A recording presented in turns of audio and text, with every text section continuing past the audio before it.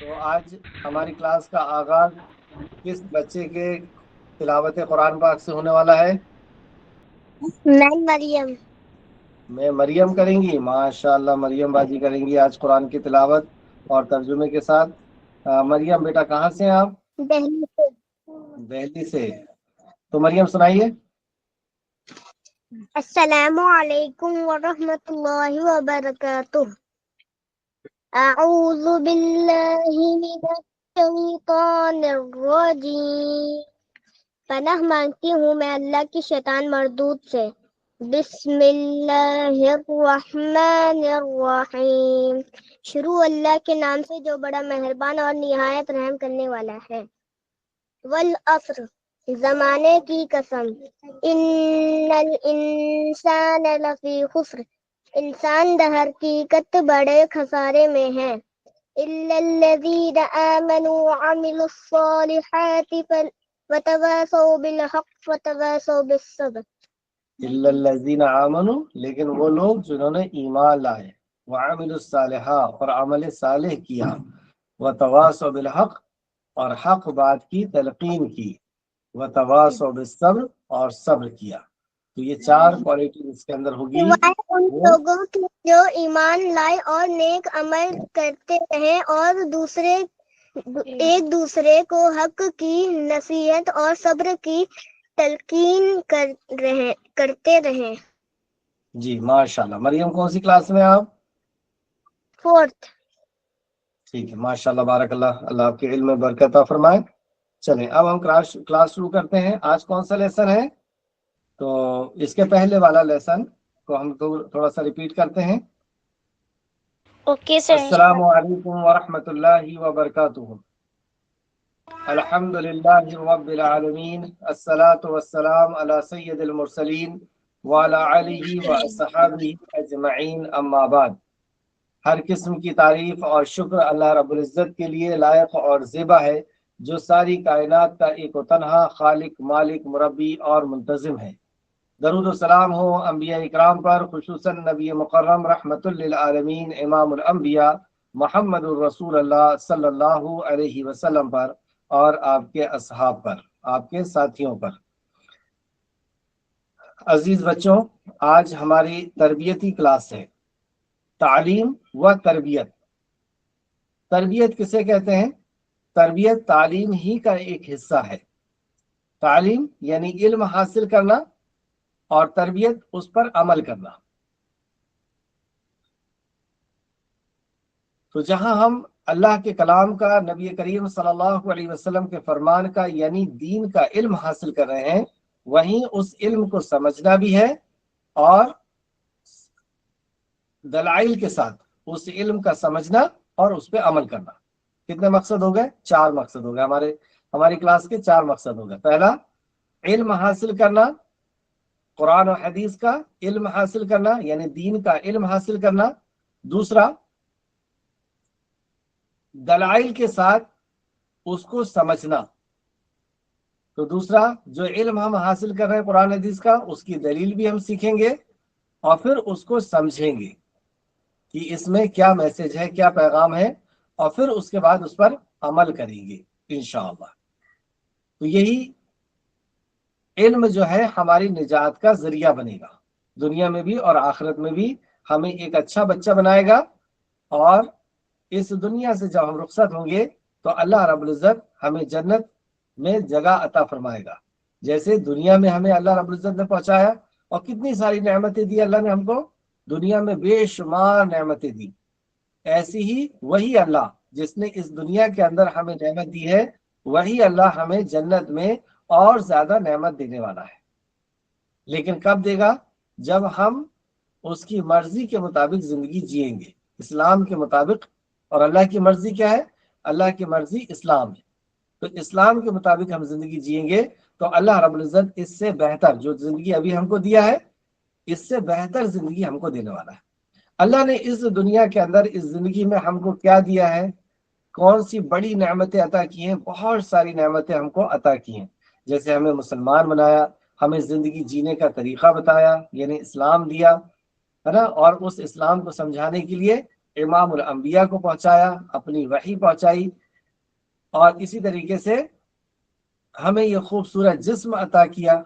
जिस्म कितना कीमती है। अगर कोई आपसे कहेगा कि हम पूरा मुल्क आपको देते हैं, पूरे शहर आपके नाम पे कर देते हैं, आप 2 आंखें दे दीजिए, क्या हम देंगे? नहीं। इसका मतलब हमारे इस मुल्क से ज्यादा, हमारे इस देश से ज्यादा हमारे लिए हमारी आंखें हैं, हमारे लिए हमारे पैर हैं, हमारे लिए हमारी हाथ है। तो इसमें से हमारे जिस्म में से कोई चीज हम देने को तैयार नहीं होंगे, एक उंगली भी देने को तैयार नहीं होंगे पूरे मुल्क के बदले में। तो इतनी कीमती जिस्म हमको अल्लाह रब्बुल इज्जत ने अता किया। फिर हमें माँ बाप दिए जो हमसे मोहब्बत करते हैं, यानी माँ बाप के दिल में मोहब्बत डाली। सिर्फ माँ बाप नहीं दिया, उनके दिल में मोहब्बत भी डाल दी। फिर नाना नानी है, दादा दादी है, चाचा है, मामू है, ये इतने करीबी रिश्तेदार, जो हर रिश्तेदार हमें हमें मोहब्बत करते हैं, है ना। ये भी अल्लाह रब्बुल इज्जत ने हमको अता किया। फिर इसके बाद ये और क्या दिया अल्लाह रब्बुल इज्जत ने? फिर हमें स्कूल दिया, किताबें, बैग और बुक्स वगैरह, और भी ऐसी नेमतें। तो ये नेमतों को आपको लिखना कि अल्लाह रब्बुल इज्जत ने हमें क्या क्या अता किया। और जरिया कौन थे इन नेमतों को देने का? अम्मी और अब्बू। अम्मी अब्बू के जरिए से अल्लाह रब्बुल इज्जत ने ये इतनी सारी नेमतें हमको अता की हैं। तो जिस रब ने हमें ये नेमतें दी हैं, वही रब हमसे वादा करता है कि मैं तुम्हें इससे ज्यादा दूंगा। अभी जो दिया हूं, और अभी भी जो अल्लाह ने दिया है, ना हम उसको गिन पाते हैं, ना देख पाते हैं, ना जान पाते हैं। इतनी नेमतें, कई नेमतें ऐसी हैं जिनको हम देख भी नहीं पाते, और कई नेमतें ऐसी जिनको हम जानते भी नहीं है। जैसे हमारे अर्थ के किनारे पर, जहां पे हमारा ऑक्सीजन और ये गैसेस वगैरह खत्म होती है, वहां एक एक लेयर है जिसको ओजोन लेयर कहते हैं। जब उसके अंदर सुराख होने लगा, तो फिर साइंटिस्टों को पता चला कि ये ओजोन लेयर थी जो अल्ट्रावायलेट रेस रोकती है, और अल्ट्रावायलेट रेस अगर हमारी स्किन पे पड़ जाए तो हमारी स्किन का कैंसर होना शुरू हो जाएगा। तो ये नेमत, ऐसी कई नेमतें जिनका हमें पता नहीं, बाद में पता चलता है। और कई नेमतें ऐसी जो दिखती नहीं है, जैसे हवा, ऑक्सीजन नहीं दिखती। सबसे बड़ी नेमत, मतलब ये बड़ी नेमतों में से ना, अगर ऑक्सीजन नहीं रहेगा तो हम मर जाएंगे, और इतनी बड़ी नेमत हमें दिखती नहीं है। तो ऐसी कई नेमतें हैं जो हमें दिखती नहीं है, नजर नहीं आती है। तो जिस रब ने इतनी नेमतें अता की है कि जिनको हम न देख पाते हैं, न गिन पाते हैं, न लिख पाते हैं, वो रब हमसे कह रहा है कि हम और देंगे। यकीन होना चाहिए ना। और जिसको यकीन हो गया वो मोमिन हो गया, और जिसने इनकार कर दिया वो काफिर हो गया, और जिसने शक कर लिया वो मुनाफिक हो गया। तो हमें ईमान रखना है कि जिस रब ने हमें दिया है वो और देगा, लेकिन अब देने के लिए शर्त लगा दी। पिछली बार देने के लिए शर्त नहीं लगाया था, दुनिया में देने के लिए शर्त नहीं लगाया था, लेकिन आखिरत में देने के लिए अल्लाह ने शर्त लगाया है। और वो शर्त क्या है? कि अगर नेक काम करोगे तो ईमान लाओगे और अमल सालेह करोगे। तो ईमान सबसे पहली शर्त है। तो बहरहाल, पिछली क्लास में हमने पढ़ा था सूरह इखलास। तो हमें उम्मीद है कि आप सभी लोगों ने सूरह इखलास याद भी कर लिया है, और उसका तर्जुमा भी याद कर लिया है, और ये इसका तर्जुमा भी याद कर लिया है, और इस पर हमारा अमल भी हो गया। कुल वल्लाहु अहद के हमें अमल है, यकीन है कि अल्लाह हमारा एक है, हम उसी की इबादत करते हैं। अल्लाहु समद, वो बेनियाज है, उसको किसी चीज की जरूरत नहीं है, वो हमारी दुआओं, हमारी इबादत का भी मोहताज नहीं है। हम उसके लिए कुछ नहीं कर सकते, हम उसके दर के मांगने वाले हैं, भिखारी हैं, और वो अता करने वाला है, गनी है। हम उसके लिए कुछ नहीं कर सकते, हम उसके हुक्मों पे चलते हैं। तो इसमें हमारा ही फायदा है, इसमें अल्लाह का कोई फायदा नहीं है, हमारा ही फायदा है। अल्लाह समद लम यलिद वलम यूलद, ना उसने किसी को जना है, ना वो किसी से जना गया है, उससे कोई चीज नहीं निकली। उसने जो दुनिया बनाई है, दुनिया कैसे बनाई है?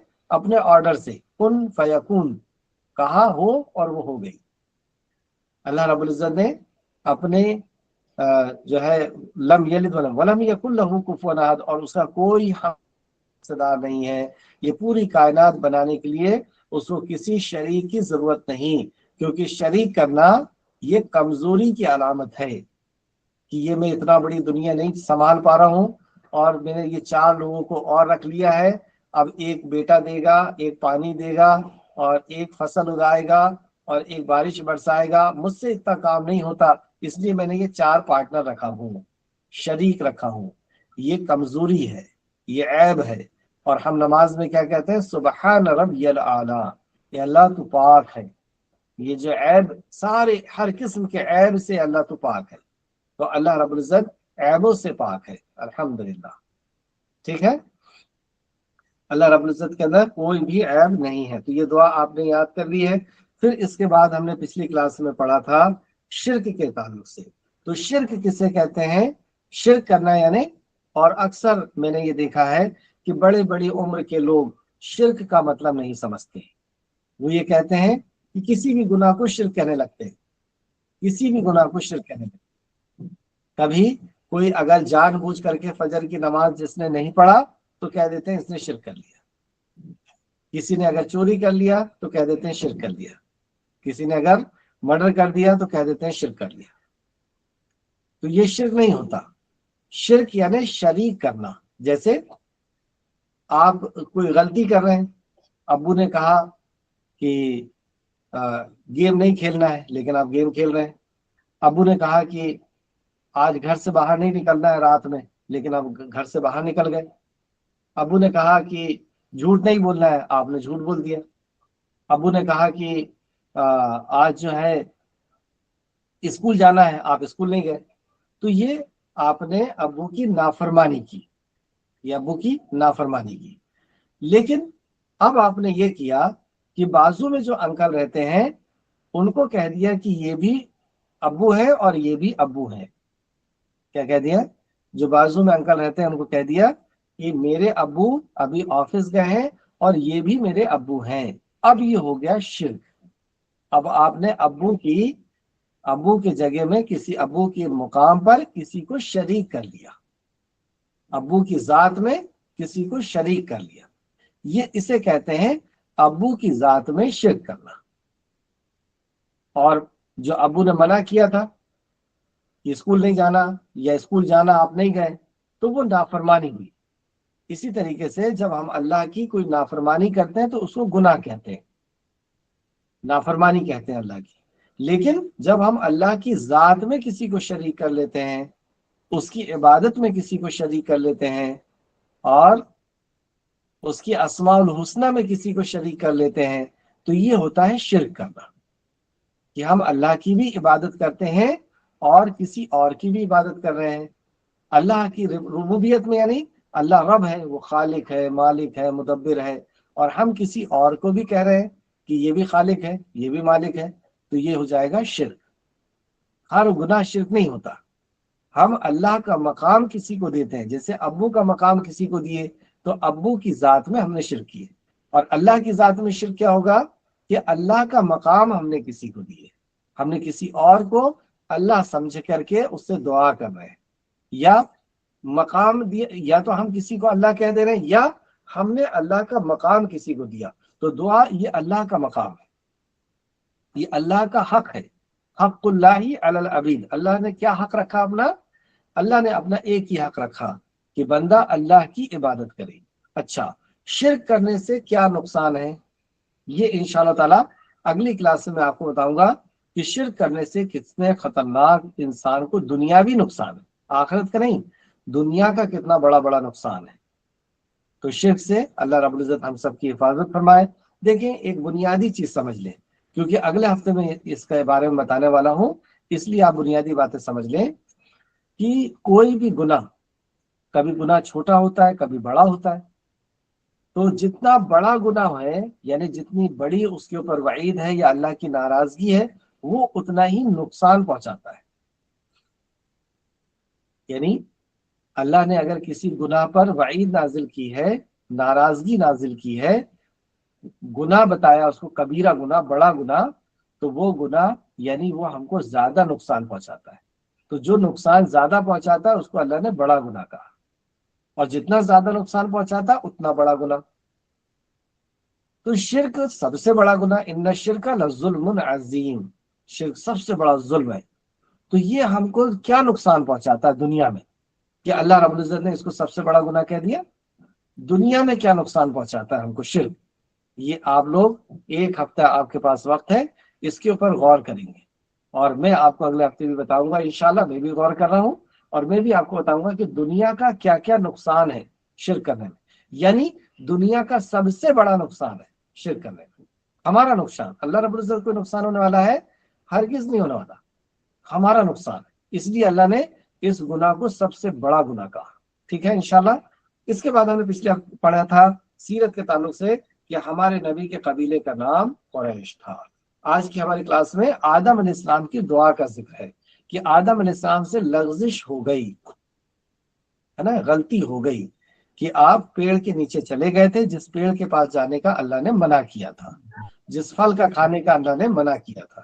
تو جیسی آدم علیہ السلام وہاں پہ گئے تو کیا ہوا تھا بچوں کو تو یاد ہے سب؟ تو اللہ رب العزت نے آپ سے نعمت بھی لے لیا اور عزت بھی لے لیا۔ نعمت کیا تھی؟ جنت، اور عزت لباس۔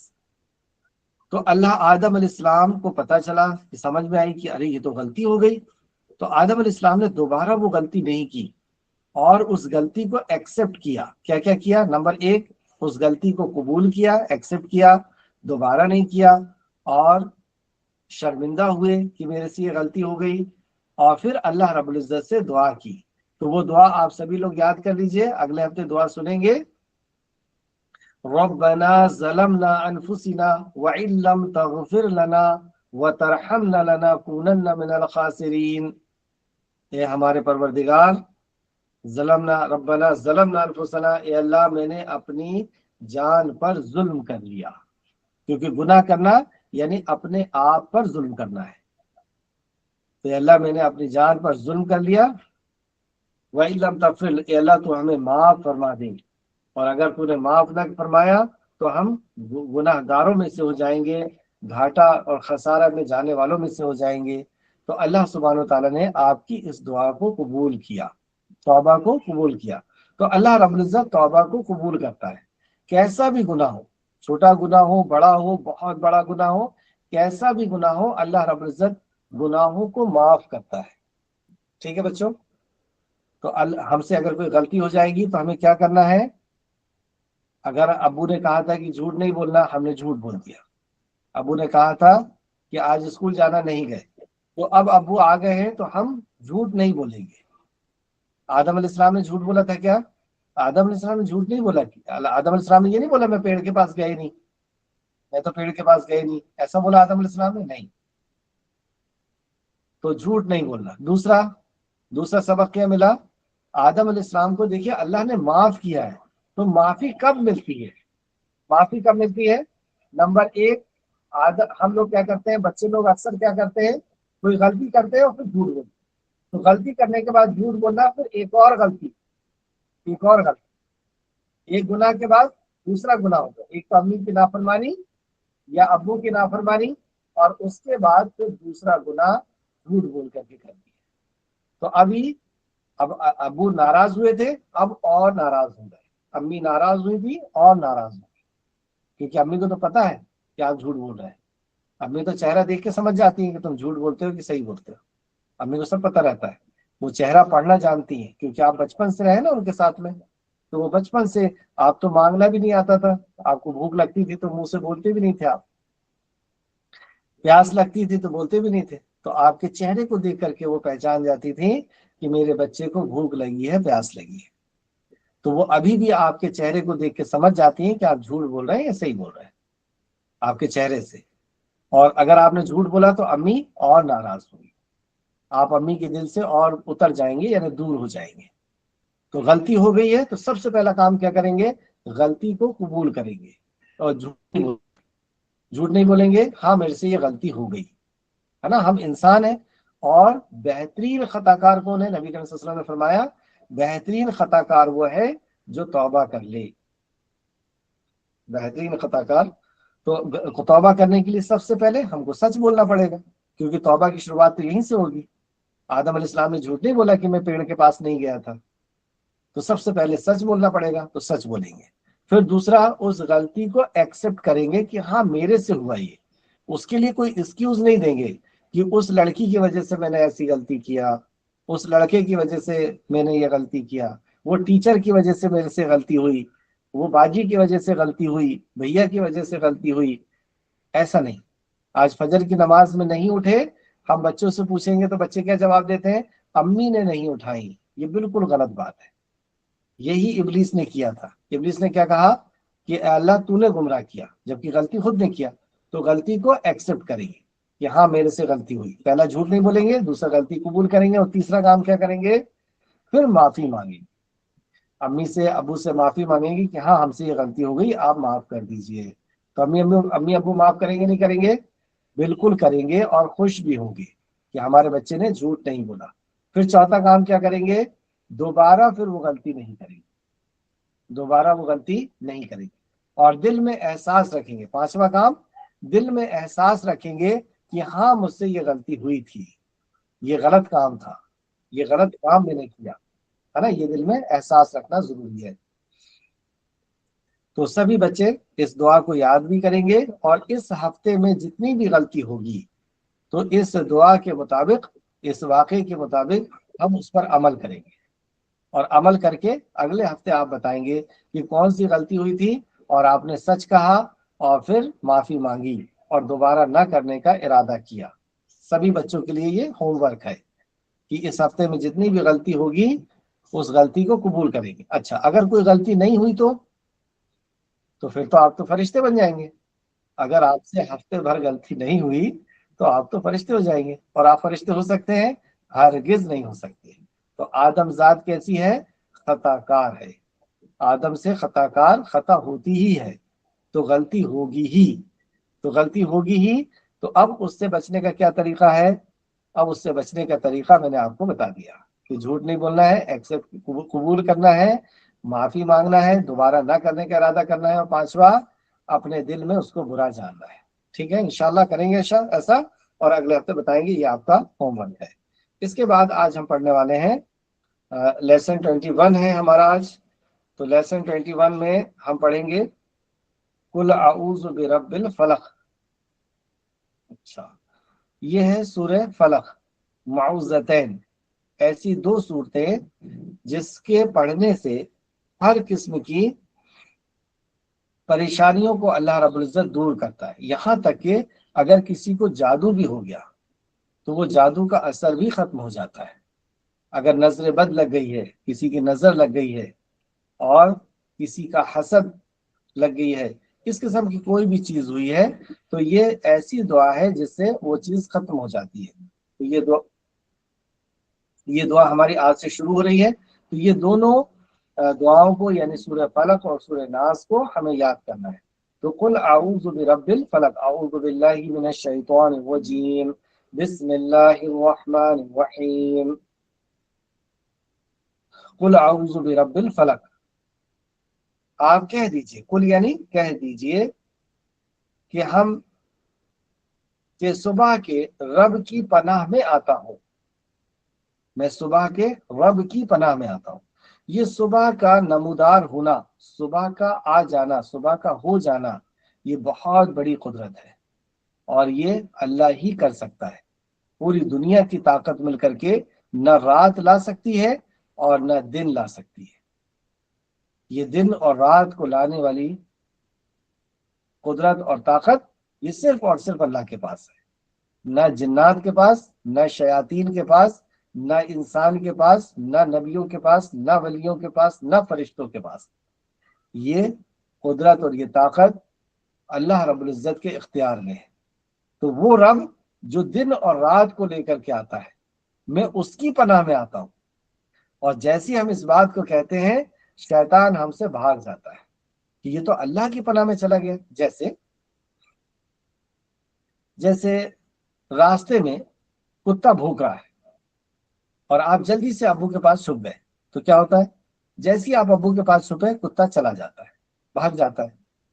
یا کوئی گنڈے ہمارے پیچھے لگ گئے اور ہم جا کر کے پولیس کے پیچھے جا کے کھڑے ہو گئے، تو وہ گنڈے ہم کو دیکھ کر کے بھاگ جاتے ہیں، پولیس کو دیکھ کر کے کہ یہ تو पुलिस की पनाह में चला गया, और कुत्ता भाग गया, ये तो अब्बू की पनाह में चला गया।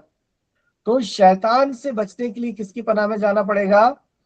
शैतान से बचने के लिए पुलिस से नहीं बच सकते, ना अब्बू से। अब्बू की पनाह में जाएंगे तो भी शैतान से नहीं बच सकते, और पुलिस की पनाह में जाएंगे तो भी शैतान से नहीं बच सकते। तो शैतान की पनाह में से बचने के लिए, या जादूगर के जादू से बचने के लिए, या नजरबद की नजर से बचने के लिए, या इस किस्म की जितनी भी चीजें हैं, इन सब से बचने के लिए हमको किसकी पनाह में आना पड़ेगा? अल्लाह की। तो यहाँ पे सीधे सीधे कहा जा सकता था कि मैं अल्लाह की पनाह में आता हूँ, लेकिन क्या कहा गया? कुल कुल आऊज़ु बिरब्बिल फलक, मैं उस रब की पनाह में आया हूँ जो दिन को निकाल करके लाता है, जो सुबह को लाता है। अल्लाहु अकबर। तो वो अल्लाह की जब पनाह में इंसान आ गया, अब उसको फिक्र करने की जरूरत नहीं, अब उसको डरने की और घबराने की जरूरत नहीं। अब कितना ही बड़ा जादू हो या नजर बद हो या कुछ भी हो, जैसे उस बच्चे ने उसको पढ़ा, वो अल्लाह रब्बुल इज्जत की हिफाजत में आ गया। अब शैतान देख करके उससे भाग गया। या जादू जो किया था, वो जादू की गठाने जादू की जाती है ना, गठाने बांधी जाती है, तो वो जादू उसका खुलता चला जाएगा। जैसे जैसे इसको पढ़ेगा, वैसे वैसे उसके अंदर की जो भी परेशानियां हैं वो खत्म होना शुरू हो जाती हैं। तो इसको याद करेंगे, और एक एक आयत याद करेंगे तर्जुमे के साथ इंशाअल्लाह, और यकीन के साथ कि हम इस रब के कलाम को पढ़ रहे हैं और अल्लाह सुब्हानहू व तआला हमारी हिफाजत करेगा। दूसरा, इस्लाम की बुनियादी तालीम। इस्लाम की बुनियादी तालीम यानी बेसिक तालीम। बेसिक तालीम में, जैसे पिछली क्लास में हमने पढ़ा था, बेसिक तालीम तौहीद, और तौहीद का मतलब सारे बातिल माबूद का इनकार करके एक अल्लाह की इबादत करना। फिर उसके बाद हमने शिर्क पढ़ा था कि अल्लाह की ज़ात में या सिफात में या इबादत में किसी को शरीक करना। इसी तरीके से एक बुनियादी सवाल है यहाँ पर, ये अल्लाह के पैगाम को क्या कहते हैं? अल्लाह के पैगाम जो पैगंबरों के ऊपर आता है, पैगंबरों के ऊपर अल्लाह का पैगाम आता है, और उसको कहते हैं वही। और वही की कई किस्में हैं। या तो नबी को अल्लाह रब्बुल इज्जत ख्वाब दिखाता है, तो नबी का ख्वाब वही की एक किस्म है। या अल्लाह रब्बुल इज्जत कलाम करता है, जैसे मूसा अलैहिस्सलाम से कलाम किया, डायरेक्ट कलाम करना। मेराज पे रसूलुल्लाह से कलाम, डायरेक्ट कलाम करना, तो ये भी एक वही की किस्म है कि अल्लाह रब्बुल इज्जत कलाम करे। और दूसरी किस्म, उस वही को जिब्राइल अलैहिस्सलाम को दे, और जिब्राइल अलैहिस्सलाम उसे आ करके फिर मोहम्मद रसूलुल्लाह सल्लल्लाहु अलैहि वसल्लम को सुना दे, या किसी फरिश्ते को दे और वो फरिश्ता आ करके रसूलुल्लाह को सुना दे। तो वही की दूसरी किस्म फरिश्ते के जरिए से। वही की दूसरी किस्म, पहली किस्म अल्लाह रब्बुल इज्जत डायरेक्ट कलाम करे, दूसरी किस्म फरिश्ते के जरिए से पहुंचाए, तीसरी किस्म अल्लाह रब्बुल इज्जत इल्हाम करे, दिल में बात को डाल दे। ये सब नबियों के साथ होता है, हम इंसानों के साथ नहीं होता। अगर कोई इंसान ये कहता है कि मेरे पर वही आई, मतलब वो बहुत बड़ा झूठा है, वो कज़्ज़ाब झूठा है, और उसको जीने का कोई हक नहीं। इतना बड़ा उसने झूठ बोला, अल्लाह के ऊपर झूठ बोला है, उसको जीने का हक नहीं। और ये झूठ जिसने बोला है, अल्लाह रब्बुल इज्जत ने उसको बहुत बुरी मौत मारा है, बहुत बुरी मौत। मुस्लिमा कज़्ज़ाब ने ये झूठ बोल दिया था, मुस्लिमा नाम था उसका, और कज़्ज़ाब यानी झूठा, मुस्लिमा झूठा उसका नाम ही पड़ गया। उसने कह दिया था मेरे पर भी वही आती है, तो अल्लाह रब्बुल इज्जत ने उसको बहुत बुरी मौत मारा था। ऐसे कई लोग पैदा हुए। नबी करीम सल्लल्लाहु अलैहि वसल्लम फरमाया कि मेरे बाद 30 झूठे नबी का दावा करने वाले पैदा होंगे, 30। तो अल्लाह रब्बुल इज्जत ने इन 30 को बहुत बुरी मौत मारा। कोई एक का भी नामो निशान नहीं है, और उसके मानने वाले भी नहीं है, मानने वाले भी नहीं है। और उसके ऊपर जो किताब आई, वो कहता था ना कि मेरे ऊपर वही आई है, वो किताब भी दुनिया में नहीं है। बताएं, दुनिया कब से चल रही है, और ऐसे झूठे कितने आए होंगे? क्योंकि इंसान की एक आदत होती है ना कि वो नकल मारता है, नकल करता है। तो किसी ने देखा कि इन्होंने नबी बने तो मैं भी नबी बन जाता हूँ। तो ऐसी नकल मारने वाले बहुत से आए थे, बदतमीज लोग, झूठे लोग, कज़्ज़ाब लोग, लेकिन कोई एक का भी नामो निशान नहीं रखा अल्लाह ने। ये अल्लाह के दीन के सच्चे होने की दलील है। पूरी दुनिया के अंदर 3 नबी होने का दावा और 3 किताबें जिंदा हमें नजर आती है। कौन कौन सी? तौरात, ज़बूर और कुरान, यहूदी, नसरानी और मुसलमान, और इन तीनों के पास नबी है और तीनों के पास किताब है। तो झूठा ये जो दावा करता है कि मेरे पर भी वही आई, अल्लाह रब्बुल इज्जत उसको तबाह और बर्बाद कर देता है। तो अल्लाह रब्बुल इज्जत ऐसे कबीरा गुनाहों से हम सबको हिफाजत फरमाए। ये बहुत बड़ा जुल्म है कि हम अल्लाह के नाम पर झूठ बोले कि अल्लाह ने वही पहुंचाई है। कुछ बेवकूफ है, वो ये कह देते हैं कि हाँ मेरे पास ख्वाब आया था और ये वही थी, और नाउज़ुबिल्लाह। तो वही की हम किस में समझ रहे थे? नंबर एक, अल्लाह रब्बुल इज्जत डायरेक्ट कलाम करता है। नंबर दो, वही के जरिए से कलाम करता है, यानी जिब्राइल अलैहिस्सलाम के जरिए से कलाम करता है। वही की तीसरी किस्म कि अल्लाह रब्बुल इज्जत अपने नबी को कोई ख्वाब दिखाता है, इल्हाम करता है, दिल में बात को डाल देता है या कोई ख्वाब दिखाता है। तो दिल में बात का डल जाना या ख्वाब दिख जाना, ये भी वही की किस्म है, लेकिन सिर्फ नबी की। हमारा ख्वाब दीन का हिस्सा नहीं बन सकता। वही की किस्म तो है कि अल्लाह की तरफ से कोई पैगाम आया है। जो हम ख्वाब देखते हैं उसकी तीन किस्में होती हैं, या तो वो अल्लाह की तरफ से होता है, कोई मैसेज होता है हमारे लिए, या शैतान की तरफ से होता है। अल्लाह अगर चाहता है तो शैतान को इजाजत दे देता है, तो शैतान दिखा देता है ख्वाब, या जो हम सोचते हैं वो दिख जाता है, या हम जो सोचते हैं वो दिख जाता है। लेकिन हमने अगर अल्लाह की तरफ से भी कोई ख्वाब देखा है तो वो दीन का हिस्सा नहीं बनता। अल्लाह की तरफ से कोई मैसेज आया है हमारे लिए तो वो दीन का हिस्सा नहीं बनता। वो कोई खबर होती है, अल्लाह की तरफ से कोई खबर होती है कि आपके साथ ऐसा होने वाला, आप ऐसा नहीं करिए, यानी ख्वाब की ताबीर। क्योंकि ख्वाब की ताबीर रसूल करीम सल्लल्लाहु अलैहि वसल्लम सहाबा को बताया करते थे कि मैंने आज ये ख्वाब देखा हूं, तो रसूलुल्लाह उसका मीनिंग बताते थे कुरान हदीस की रोशनी में। तो इस तरह, और एक और वही की किस्म है कि नबी करीम सल्लल्लाहु, आयशा सिद्दीका रज़ी अल्लाह अन्हा, कौन है ये? हमारी माँ और रसूल अल्लाह की बीवी। तो वो फरमाती है कि सख्त ठंड का जमाना रहता था और रसूल अल्लाह के ऊपर वही आती थी, तो उसकी सख्ती आपके पूरे जिस्म के ऊपर महसूस होती थी, यहाँ तक कि ठंड के मौसम में आपके माथे से पसीना टपकने लगता था। इतनी तकलीफ महसूस होती थी वही की। तो इससे पता चला कि हाँ, तो फिर नबी मुकर्रम ने फरमाया कि घंटी की गूंज की तरह मेरे ऊपर वही उतरती है। तो एक किस्म क्या पता चली? घंटी की गूंज की तरह भी रसूल अल्लाह पर वही उतरती थी।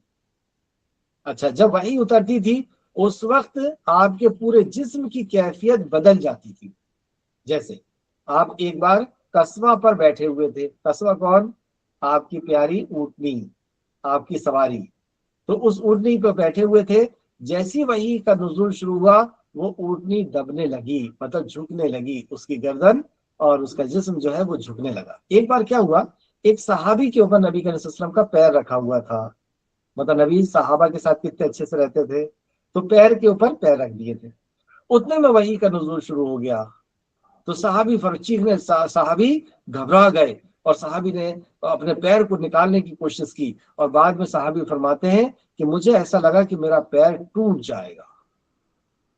तो कितना वजन हो गया था कि वो सहाबी का ऐसा लग रहा था कि मेरा पैर टूट जाएगा। तो कैफियत बिल्कुल बदल जाती थी। रसूल करीम सल्लल्लाहु अलैहि वसल्लम के चेहरे की कैफियत भी बदल जाती थी। सहाबा समझ जाते थे कि आप अब महफिल में आपका ध्यान नहीं है। जैसी वही आती थी तो सहाबा समझ जाते थे कि अब आपका ख्याल हमारे तरफ नहीं है, हमारे तरफ आपका ध्यान नहीं है, आप कहीं और खो गए हैं। फिर समझ जाते थे सहाबा कि अच्छा, ये अल्लाह रब्बुल इज्जत की तरफ से जो इल्म आ रहा है उस इल्म को सीखने के लिए हमसे दूर हो गए, लेकिन बैठे हुए हैं यहाँ, लेकिन ख्यालात जो है वो हमसे हट गए। अब पूरा तवज्जो अल्लाह की वही की तरफ लग गया है। तो रसूल अल्लाह के ऊपर वही आती थी, फिर आप सल्लल्लाहु अलैहि वसल्लम उस वही को याद कर लेते थे, है ना। आपका जहन बहुत कवि था, बहुत मजबूत था, आप जो बात सुनते थे वो फौरन याद कर लेते थे, खास तौर से वही। तो अल्लाह रब्बुल इज्जत ने आपके अंदर ये सलाहियत रखी थी कि जो वही जिब्राइल इस्लाम लेके आते थे आप उसको वैसा कि वैसा ही याद कर लेते थे, उसी अंदाज में। अल्लाहु अकबर। फिर उसके बाद क्या करते थे? फिर उस वही को याद करके उसे सहाबा को समझाते थे। تو سمجھانے کے لیے دوسرے لفظ لگتے ہیں، دوسری باتیں لگتی ہیں سمجھانے کے لیے. جیسے یہاں پہ صرف وہی لکھا ہے لیکن میں نے کتنی ساری باتوں سے سمجھایا آپ کو. تو یہ بہت ساری جو باتیں ہیں سمجھانے کی، یہ بھی اللہ کے نبی کو اللہ کی طرف سے دی جاتی تھی، جس کو وحی خفی کہتے ہیں، جس کو حدیث کہتے ہیں. تو حدیث بھی اللہ کی طرف سے آتی تھی، اور پھر اس حدیث کے ذریعے سے اس قرآن کی آیت کو اللہ کے نبی سمجھاتے تھے. جیسے اللہ نے وحی نازل کری، نماز پڑھو. کیسے پڑھو؟ رکوع کتنے ہوں گے، سجدے کتنے ہوں گے، سجدے میں کیفیت کیا ہوگی، یہ سب اللہ نے وحی خفی کے ذریعے سے بتایا. یہ دوسری وحی تھی جس کو حدیث کہتے ہیں، اور پھر رسول اللہ نے اس حدیث کو سنا دیا. اچھا، پھر قرآن میں اور حدیث میں کیا فرق ہے؟ تو قرآن کلام بھی اللہ کا ہے، لفظ بھی اللہ کے ہیں، اور انداز بھی اللہ کا ہے. انداز بھی اللہ کا ہے. لیکن حدیث کلام اللہ کا ہے، میسج اللہ کا ہے، اور انداز رسول اللہ کا ہے. میسج اللہ کا ہے اور انداز رسول اللہ کا ہے. یعنی خبر جو ہے یا جو حکم آیا ہے وہ اللہ کا ہے، لیکن انداز رسول اللہ کا. اس لیے آپ دیکھیں گے کہ قرآن جب ہم پڑھتے ہیں تو انداز الگ ہوتا ہے، اور حدیث کا انداز بالکل الگ ہوتا ہے نا. تو اس بات کو یاد رکھیں گے وحی کسے کہتے ہیں.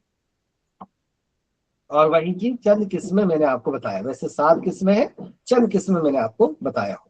سیرت النبی. سیرت النبی آپ بہت اچھی طریقے سے جانتے ہیں، نبی کریم صلی اللہ علیہ وسلم کی زندگی کے حالات کو، نبی کریم صلی اللہ علیہ وسلم کی زندگی کے حالات کو سیرت کہتے ہیں. آپ سے پہلے سے لے کے آپ کے بعد تک جو بھی چیزیں نبی سے کنیکٹ ہیں وہ سب سیرت ہے.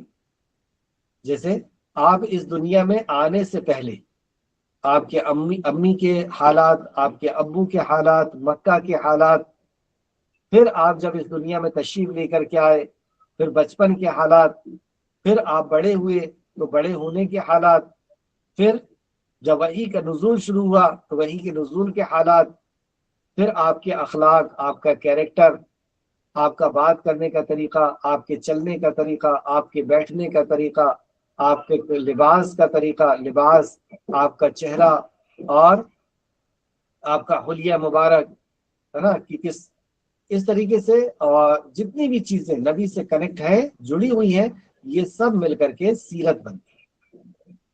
تو سیرت النبی کے تعلق سے ہم پڑھنے والے ہیں آج کے اس لیسن میں. نبی کریم صلی اللہ علیہ وسلم کی باتوں کو کیا کہتے ہیں؟ تو نبی کریم صلی اللہ علیہ وسلم کی باتوں کو حدیث کہتے ہیں. جس چیز کا تعلق رسول اللہ سے ہے وہ سیرت بھی ہے اور اسے حدیث بھی کہتے ہیں. جیسے کوئی یہ بتائے کہ رسول اللہ صلی اللہ علیہ وسلم اس طرح چلتے تھے جیسے ڈھال میں پانی لڑکتا ہے. جیسے پانی چلتا ہے نا ڈھال میں، اونچائی سے جب آپ پانی کو چھوڑیں گے تو کیسا چلتا ہے پانی، اس طریقے سے تیزی کے ساتھ رسول اللہ چلا کرتے تھے. تیزی کے ساتھ دوڑتے بھی نہیں تھے، اور ایسا بھی نہیں چلتے تھے کہ دیکھنے والے کو برا لگے. کچھ لوگ چلتے ہیں نا جلدی جلدی چلتے ہیں تو دیکھنے والے کو وہ بہت برے لگتے ہیں، عجیب سا چلتے ہیں، وہ جھک جاتے ہیں اور ہاتھ پیر لمبے لمبے ہلانے لگتے ہیں. ایسا نہیں چلتے تھے، یہ بدتمیزی کی چال ہے. رسول اللہ جلدی چلتے تھے، اور چال میں ایک میانہ روی ہوتی تھی، نہ دوڑتے تھے نہ بہت زیادہ تیز چلتے تھے، ہاں لیکن جلدی چلتے. جلدی کون چلتا ہے پتا ہے آپ کو؟ جلدی با مقصد انسان چلتا ہے، بے مقصد انسان جلدی نہیں چلتا. وہ ٹہلتا رہتا ہے، جیسے گارڈن میں ٹہل رہے ہیں، دھیرے دھیرے چل رہے ہیں، ان کی زندگی کا کوئی مقصد ہی نہیں. تو انسان کی چال سے بھی اس کے کیریکٹر کا پتہ چلتا ہے. چال سے اگر وہ بہت دھیرے دھیرے ٹہلتے ہوئے چل رہا ہے، اس کا مطلب اس کی زندگی میں کوئی رنگ ڈھنگ نہیں ہے، یعنی کوئی مقصد نہیں. اور کوئی شخص ہوتا ہے بہت تیز چلتا ہے، دوڑ ہی رہا ہے، تو وہ بھی بیوقوف کہلاتا ہے. نبی صلی اللہ علیہ وسلم نے فرمایا نماز میں بھی آ رہے ہو تو دوڑ کے مسجد مت آؤ. اب بتائیں نماز تو کتنا قیمتی عمل ہے، لیکن اس میں بھی دوڑنے کا منع کر دیا. اب کچھ بچے ایسے جو سائیکل سے دوڑ رہے ہیں، سائیکل سے دوڑ رہے ہیں، بائک لے کر کے دوڑ رہے ہیں، بائک جب اللہ کے نبی نے مسجد نماز پڑھنے جلدی آنے سے منع کیا، مطلب دوڑ کے آنے سے منع کیا، تو اب آپ دنیا کے کام میں کیسے دوڑ سکتے ہیں؟ تو مومن شخص جو ہے وہ بائک بھی چلاتا ہے تو اتنا تیز نہیں چلاتا کہ اس کا کنٹرول اس کے ہاتھ سے چھوٹ جائے، کنٹرول میں جتنی گاڑی رہتی ہے اتنا ہی تیز چلاتا ہے۔ اور وہ بچہ جو واقعی نبی کا ماننے والا ہے وہ سائیکل بھی اتنی ہی تیز چلاتا ہے جتنا وہ کنٹرول کر سکے۔ تو نماز میں بھی جانا ہے تو ہمیں دوڑ کے نہیں جانا ہے۔ تو اس سے یہ پتا چلا کہ دنیا کا کوئی کام نماز سے بہتر نہیں ہے، نماز سے ضروری نہیں ہے۔ تو کسی بھی کام میں ہم اتنی تیز گاڑی نہیں چلا سکتے کہ وہ ہمارے کنٹرول سے باہر ہو جائے۔ کنٹرول میں ہے تو آپ اتنا چلا سکتے ہیں، کوئی مسئلہ نہیں ہے، آپ کنٹرول کر سکتے ہیں، جتنی اسپیڈ اتنی اسپیڈ آپ چلائیں، اور دوڑ کے بھی نہیں آنا ہے۔ بامقصد انسان وقت کی حفاظت کرتا ہے، تو چلنے میں بھی وقت خراب نہیں کرتا، چلتا بھی ہے تو اسپیڈ سے چلتا ہے، اور بہت زیادہ اسپیڈ بھی نہیں اور دوڑتا بھی نہیں ہے اور ٹہلتا بھی نہیں ہے نا۔ تو نبی کا اب اس کو کیا کہیں گے؟ نہ یہ نبی کا قول ہے، نہ فعل ہے، نہ عمل، یہ عمل ہے۔ تو عمل کو دیکھ کر کے کسی صحابی نے بیان کیا، یہ حدیث ہوتی ہے۔ تو نبی نے کوئی کام کہا ہے، جیسے بلال کو کہا کہ اذان دو بلال، تو بلال نے اذان دیا، یہ حدیث ہے۔ اب اب بلال وضو بنا رہے ہیں اور رسول اللہ ان کو دیکھ رہے ہیں اور رسول اللہ نے منع نہیں کیا، تو یہ بھی حدیث ہے۔ کوئی کام بندہ کر رہا ہے اور رسول اللہ اس کو دیکھ کر کے خاموش ہے، تو یہ بھی حدیث کہلاتی ہے۔ اور اسی طریقے سے کوئی کام خود رسول اللہ کر رہے ہیں تو وہ بھی حدیث کہلاتی ہے۔ اس کو کہتے ہیں قول، فعل اور تقریر۔ قول یعنی جو آپ نے کہا اپنی زبان سے، فعل جو آپ نے کیا، تقریر کوئی کر رہا تھا اور آپ خاموش رہے، یہ تینوں چیز حدیث ہوتی ہے۔ اسی طریقے سے آپ کی سیرت، یہ بھی حدیث ہے، اور آپ کی اخلاقیات، آپ کا جو ہے حلیہ، لباس، یہ سب بھی حدیث ہوتی ہے، ٹھیک ہے۔ تو یہ حدیث ہے، اور نبی کریم صلی اللہ علیہ وسلم کی حدیث پر، حدیث جو ہے وہ دین کا حصہ ہے۔ نبی کریم صلی اللہ علیہ وسلم کی حدیث یہ دین کا حصہ ہے، جو کچھ بھی آپ نے فرمایا وہ دین ہے۔ تو امید کرتے ہیں کہ آپ لوگ اس باتوں کو یاد بھی رکھیں گے، اور جو عمل کی چیز تھی اس پر آپ عمل کریں گے۔ جو کچھ بھی آپ نے پڑھا ہے اس کو آپ یاد بھی رکھیں گے، یاد کریں گے اور اس پہ عمل کریں گے، اور اگلے ہفتے پھر ہم یہ ساری باتیں آپ سے پوچھیں گے، ٹھیک ہے۔ آخر میں اللہ رب العزت سے دعا ہے کہ یہ خالق مالک جو کچھ بھی ہم نے پڑھا ہے اس پہ ہمیں اور غور فکر کرنے کی اور علم حاصل کرنے کی توفیق عطا فرما، اور ہمیں عمل کرنے کی، ایمان لانے کی اور عمل کرنے کی توفیق عطا فرمائے۔ آمین یا رب العالمین۔